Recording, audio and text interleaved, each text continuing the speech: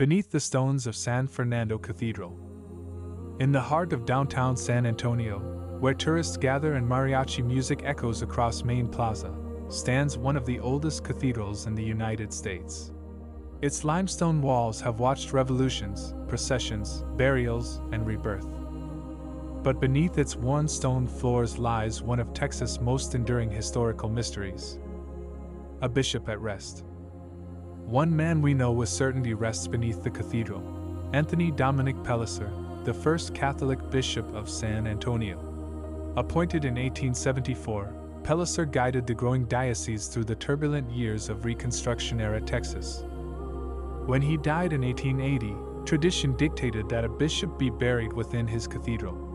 His tomb was placed beneath the sanctuary floor, a quiet and dignified resting place befitting a shepherd of the faithful. But Pellicer is only part of the story. Ashes of Revolution. Just inside the cathedral stands a white marble sarcophagus inscribed with names that echo across Texas history: William B. Travis, James Bowie, and Davy Crockett. These were men who fell during the 1836 siege at the Alamo. After the battle, Mexican General Antonio López de Santa Anna ordered the defenders' bodies burned. According to tradition, about a year later, Tejano patriot Juan Seguin gathered what ashes and bone fragments he could find and arranged for their burial in sacred ground. For decades, the precise location of that burial faded into legend. Then, in 1936, during Texas Centennial celebrations, workers renovating the cathedral reportedly uncovered a small wooden coffin containing charred fragments of bone, rusted nails, and scraps of fabric beneath the floor. The discovery electrified the state. 2 years later, in 1938, the remains were ceremonially placed in the marble sarcophagus inside San Fernando Cathedral. Many believed, and still believe, that these fragments are the earthly remains of the Alamo defenders. Faith, memory, and debate. Yet historians remain cautious. There is no definitive scientific proof confirming that the remains belong to Travis, Bowie, Crockett, or the other fallen defenders.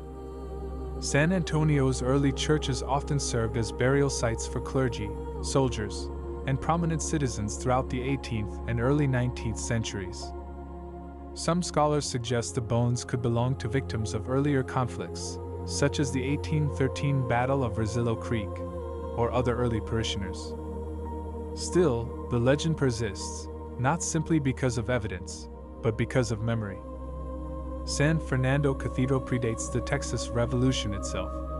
Founded in 1731 by settlers from the Canary Islands, it stood as a spiritual anchor through Spanish rule, Mexican independence, the Texas Revolution, and statehood. Its floors have borne the footsteps of soldiers, settlers, and statesmen alike. Sacred ground.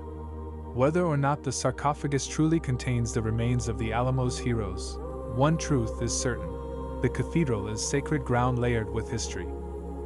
Beneath its stones lie the tangible remains of the past, a bishop who shepherded a growing Texas church, and perhaps the ashes of men whose deaths ignited a revolution.